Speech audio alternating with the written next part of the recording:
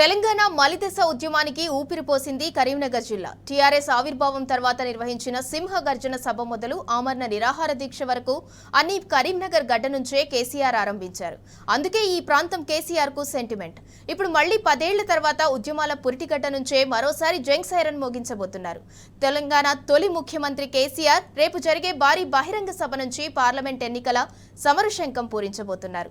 ఈ నేపథ్యంలో బీఆర్ఎస్ కథనబేరి సభకు కరీంనగర్ ముస్తాబవుతోంది. ఈ భారీ బహిరంగ సభ వేదికగా గులాబీ దళపతి ఎన్నికల శంఖారామం పూరించనున్నారు. సభకు జనం భారీగా తరలివచ్చే అవకాశం ఉన్న నేపథ్యంలో బీఆర్ఎస్ శ్రేణులు పెద్ద ఎత్తున ఏర్పాట్లు చేస్తున్నారు. ఇక దీనికి సంబంధించి మరింత సమాచారం మా ప్రతినిధి వేణు అందిస్తారు. వేణు, సభకు సంబంధించి ఏర్పాట్లు ఏ విధంగా ఉన్నాయి? దీనికి సంబంధించి పూర్తి అప్డేట్ ఇవ్వండి.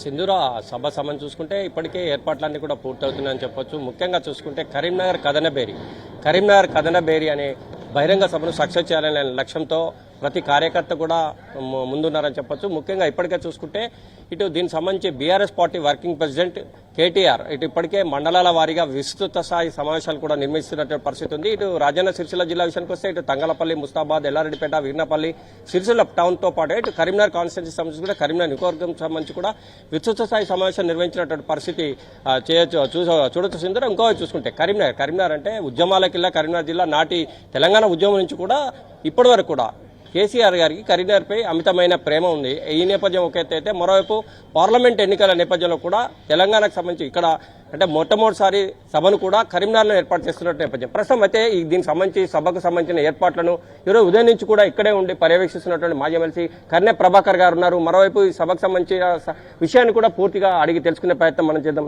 సార్ చెప్పండి, అంటే కరీంనగర్ సంబంధించి చూసుకుంటే నాటి నుంచి నేటి వరకు కూడా తెలంగాణ రాష్ట్ర సాధన ఏకైక లక్ష్యంగా కేసీఆర్ పోరాటం కూడా ఇక్కడి నుంచే మొదలుపెట్టినారు. తెలంగాణ వచ్చిన తర్వాత, ముఖ్యమంత్రి అయిన తర్వాత కూడా మొట్టమొదటిసారి కరీంనగర్ వచ్చింది. ఈ నేపథ్యం ఒకైతే పార్లమెంట్ ఎన్నికలు ఉన్నాయి. రేపు ఎంతమంది రాబోతున్నారు? ఈ సభను ఏ విధంగా సక్సెస్ చేయబోతున్నారు?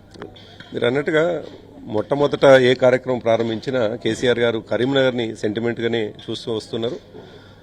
2001లో కూడా ఇక్కడే బహిరంగ సభ పెట్టి పార్టీని ముందుకు తీసుకుపోయినటువంటి సందర్భం. ఆ సభ తర్వాత మీరు చెప్పినట్టుగా దాదాపు లక్షలాది మంది తెలంగాణ రాష్ట్ర సమితిలో చేరటం, తద్వారా తెలంగాణ రాష్ట్రం రావడానికి కారణమైనటువంటి ఒక సెంటిమెంట్ గల ప్రాంతం కరీంనగర్ అని డెఫినెట్గా తెలంగాణ ప్రజలందరూ కూడా తెలుసు. అది ముఖ్యంగా కేసీఆర్ గారి విశ్వాసం కూడా.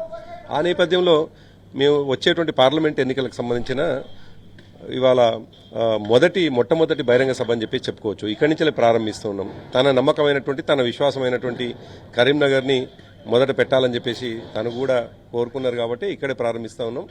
సో ఈ సభ రేపు 12వ తేదీ నాడు సభ సాయంకాలం జరుగుతుంది.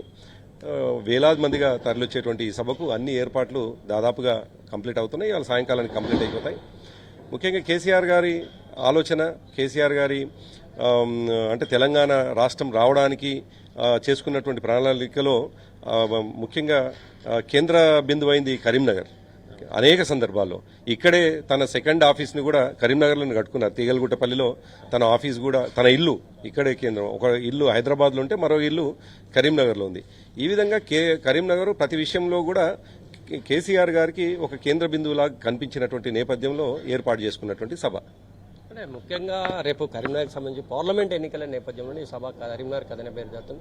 ఈ సభలో కేసీఆర్ గారు ఇచ్చే విలువైన సందేశం ఏంటంటే చాలా మంది అంటే ఏ విధంగా ఉండబోతున్నారు? అంటే మీరు చూసినారు, 14 సంవత్సరాలు తెలంగాణ కోసం పోరాటం చేసినటువంటి తెలంగాణ ప్రజలు తెలంగాణ తెచ్చుకున్న తర్వాత ప్రజల ఆశీర్వాదంతో, ప్రజల అభిమానంతో 9.5 సంవత్సరాలు అధికారంలో ఉన్నటువంటి సందర్భంలో ఏ విధంగా ఈ రాష్ట్రం దేశంలోనే ఒక నెంబర్ 1 రాష్ట్రంగా కనిపించిందో అనేక సందర్భాల్లో అనేక అవార్డులు గెలుచుకున్నది తెలంగాణ. ఇవాళ మాట్లాడుతున్నటువంటి వాళ్ళు చాలా దుర్మార్గమైనటువంటి మాటలు మాట్లాడడం, ముఖ్యంగా గుజరాత్ మోడల్ అని చెప్పేసి మాట్లాడడం అనేటువంటి చాలా దురదృష్టకరమైనటువంటి విషయం. ఒకవైపు ఏమో దేశంలో ఉన్నటువంటి మిగతా రాష్ట్రాలన్నీ కూడా ఆదర్శంగా తెలంగాణను తీసుకుంటా ఉంటే, ఇక్కడ ఉన్నటువంటి పాలకులేమో ఇప్పుడు గుజరాత్ ఆదర్శం అనేటువంటి మాట మాట్లాడడమే అర్థమవుతా ఉంది. ఎవరికి మోకరిల్తా ఉన్నారో, ఎవరి మోచేతు నీళ్లు దాగడానికి ఇప్పటి పాలకులు ప్రవర్తిస్తూ ఉన్నారో కనిపిస్తూ ఉంది. మరి ఇటువంటి నేపథ్యంలో జరిగినటువంటి అభివృద్ధి, జరిగినటువంటి సంక్షేమం 9.5 సంవత్సరాలలో ప్రజల కళ్ళ ముందు ఉన్నటువంటి సందర్భంలో ఇవాళ ఈ ప్రభుత్వం చేస్తున్నటువంటి కామెంట్స్ కావచ్చు, వ్యక్తిగతమైనటువంటి దూషణలు కావచ్చు, అభివృద్ధి నిరోధకులుగా మారి తెలంగాణ ప్రజల్ని తిరోగమనం బాట ఎట్లయితే పట్టిస్తున్నారో ఆ విషయం ప్రజలకు చాలా స్పష్టంగా చెప్పడానికి కేసీఆర్ గారు తప్పకుండా ఈ సభ ద్వారా ప్రజలకు వివరించే ప్రయత్నం చేస్తారు. కళ్ళ ముందు ఉన్నటువంటిదే, నిజానికి అభూత కల్పనలు చెప్పాల్సినటువంటి అవసరం ఏం లేదు.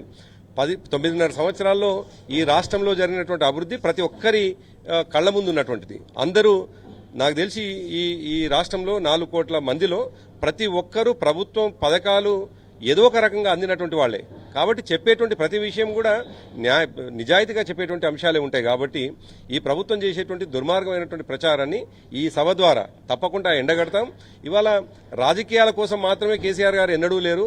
నిజాయితీగా తెలంగాణ ప్రజల కోరికైనటువంటి చాలా దీర్ఘకాలికంగా ఉన్నటువంటి అంశాన్ని ఎత్తుకొని పరిష్కరించినటువంటి వ్యక్తి కాబట్టి మరి అటువంటి సందర్భంలో తెలంగాణ అభివృద్ధి జరగాలనే బలంగా కోరుకున్నట్టు కాబట్టి అదే మార్గంలో పని కూడా జరిగింది. కాబట్టి ఈ 9.5 సంవత్సరాలు జరిగినటువంటి విషయాన్ని ఇవాళ పాలకులు ఏదైతే దుర్మార్గంగా వ్యతిరేకంగా ప్రచారం చేస్తా ఉన్నారో దానికి మరి ఎదురుగొట్టే పద్ధతిలో ఈ సభ జరుగుతుంది. ముఖ్యంగా అనేక సందర్భాలు చెప్తా ఉన్నాం. ఈ జిల్లాలోనే ఉన్నటువంటి మేడిగడ్డ, నిజానికి మేడిగడ్డ ఒక్క 2 పిల్లర్లు కుంగితే 88 పిల్లర్లో 2 కుంగితే మళ్లీ సరిచేసి దాన్ని నీళ్ళిచ్చేటువంటి అవకాశం ఉండగా కంప్లీట్ కాళేశ్వరం ప్రాజెక్టే నిరుపయోగమని, కాళేశ్వరం ప్రాజెక్టే నిరర్ధకం అనేటువంటి మాట మాట్లాడడంతో తెలంగాణ ప్రజల్ని ఎండబెట్టేటువంటి దుర్మార్గమైన ప్రయత్నం జరుగుతూ ఉన్నది. ఒకవైపు మంచినీరు కావచ్చు, ఇంకోవైపు సాగునీరు కావచ్చు. ఈ విధంగా చేస్తున్నటువంటి ఈ ప్రభుత్వం యొక్క ఆలోచన విధానాన్ని ఎండగట్టాల్సినటువంటి అవసరం ఉంది. ప్రజల్ని జాగృత చేయాల్సినటువంటి అవసరం ఉంది. ప్రజల్ని కూడా ఎట్టి పరిస్థితుల్లో చైతన్యం చేయాల్సినటువంటి అవసరం ఉంది. ఎందుకంటే ఈ జిల్లాలోనే ఉన్నటువంటి ప్రాజెక్టు కాబట్టి ఈ జిల్లా ప్రజలే మొదటి ఫలితాన్ని అందుకున్నటువంటి వాళ్ళు కాబట్టి తద్వారా లక్షల ఎకరాలకు నీళ్లు వచ్చినటువంటి అంశం కళ్ల ముందు ఉన్నటువంటి అంశం కాబట్టి ఈ విషయాలు తప్పకుండా ప్రజలకు చెప్పాల్సినటువంటి అవసరం ఉంది. ఇవన్నీ విషయాలు కూడా ఒకవైపు జరిగినటువంటి అభివృద్ధి కావచ్చు, సంక్షేమం కావచ్చు, ప్రాజెక్టుల నిర్మాణం కావచ్చు, దేశంలోనే నెంబర్ 1గా ఉన్నటువంటి ఈ రాష్ట్రంలో జరిగినటువంటి విషయాలని తప్పకుండా ప్రపంచానికి మరొకసారి ఈ వేదిక ద్వారా చెప్పేటువంటి అవకాశం ఉన్నది. రేపు బహిరంగ సభ కరీంనగర్ కరీంనగర్ జిల్లా ప్రజానాయకానికి ఏం పిలిపిస్తారు? గతంలో ఈ జిల్లా ప్రజలు నిజానికి పొరపాటునో గ్రహపాటునో ఓ చిన్న పొరపాటు జరిగింది. చాలా చక్కగా ప్రజలకు అందుబాటులో ఉండి ఎప్పటికప్పుడు అనేక సందర్భాల్లో ఈ జిల్లా సమస్యల మీద మాట్లాడినటువంటి అప్పటి పార్లమెంట్ సభ్యుడు వినోద్ కుమార్ గారిని ఓడగొట్టుకోవడం అనేటువంటిది ఆ తర్వాత చాలా సందర్భాల్లో బాధపడ్డటువంటి సందర్భాలు చూసినాం. మేధావిగా ఉన్నటువంటి వ్యక్తి, ప్రజల సమస్యల్ని అర్థం చేసుకున్నటువంటి వ్యక్తి, వామపక్ష భావజాలంతో టీఆర్ఎస్లోకి వచ్చినటువంటి వ్యక్తి, ప్రజల కష్టాలేందో తెలిసినటువంటి వ్యక్తిని ఆనాడు క్షణికంగా ఆలోచన చేసి ఓడగొట్టుకున్నటువంటి సందర్భంలో మరొకసారి ఆ పని చేయము అనేటువంటి ఆలోచన ఇక్కడ ఉన్నటువంటి ప్రజల్లో ఉంది. కాబట్టి ఆ వైపుగా ప్రజల్ని నడిపించేటువంటి ప్రయత్నంలో భాగంగా తప్పకుండా కరీంనగర్లో రేపు వచ్చేటువంటి పార్లమెంట్ ఎన్నికల్లో ఇవాళ ఈ నగరానికి కానీ ఈ పార్లమెంట్ పరిధిలో ఏమైనా అభివృద్ధి జరగాలంటే అది వినోద్ కుమార్ గారి నాయకత్వంలోనే జరుగుతున్నటువంటి విషయాన్ని ప్రజలకు చెప్పే ప్రయత్నం తప్పకుండా చెప్పేటువంటి విషయం ఈ వేదిక ద్వారా జరుగుతుంది. కన్న ప్రభాకర్ గారు చెప్తున్నారు. సింధూరా మొత్తం మీద అయితే సభకు సంబంధించి ఏర్పాట్లన్నీ కూడా పూర్తవుతున్నాయి. రేపు పెద్ద ఎత్తున అంటే 1,00,000 మంది పైగా వస్తున్నారని కాబట్టి దానికి అనుగుణంగా కూడా ఏర్పాట్లు పూర్తవుతున్నాయి. ఎక్కడ కూడా ఎవరికి ఇబ్బందులు కలగకుండా అన్ని ఏర్పాటు చేశాం. మరోవైపు చూసుకుంటే కరీంనగర్ పట్టణం కూడా గులాబీమయంగా మార్చేశారని చెప్పొచ్చు. ఏదేమైనా కానీ కేసీఆర్ రేపు ఇచ్చే విలువైన సందేశాన్ని వినడానికి కరీంనగర్ ప్రజలంతా కూడా ఉత్సాహంగా ఉన్నారు. వారందరికీ కూడా కేసీఆర్ గారు పూర్తిగా అంటే ఇప్పుడు జరిగింది కూడా పూర్తిగా వివరించే అవకాశం ఉందని చెప్పి ప్రభాకర్ గారు చెప్తారు. ఇది ఇక్కడ తాజా అప్డేట్. Vote studio.